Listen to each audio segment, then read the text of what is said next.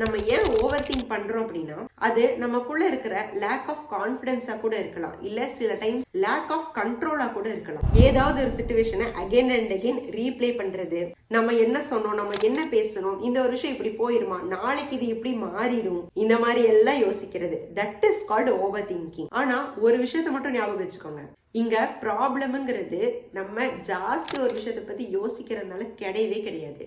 ஒரு விஷயத்தை பத்தி ப்ராப்பரான டிரெக்ஷன் இல்லாம யோசிக்கிறதுனால தான் இது எல்லாமே நடக்குது. இப்போ எல்லாருக்கும் ஒரு டவுட் இருக்கும், நம்ம ஏன் ஓவர் திங்க் பண்றோம்?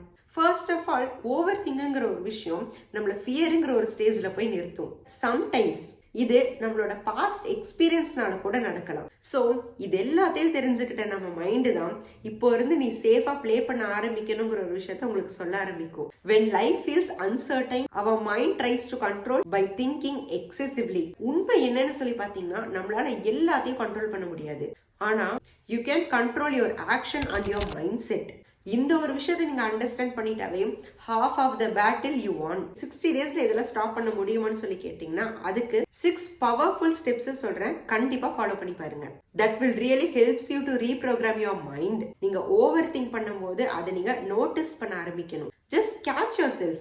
அது உங்களோட மைண்ட் ஏதாவது ஒரு விஷயத்த திரும்ப திரும்ப லூப் மோட்ல யோசிச்சுட்டு இருக்கும் போது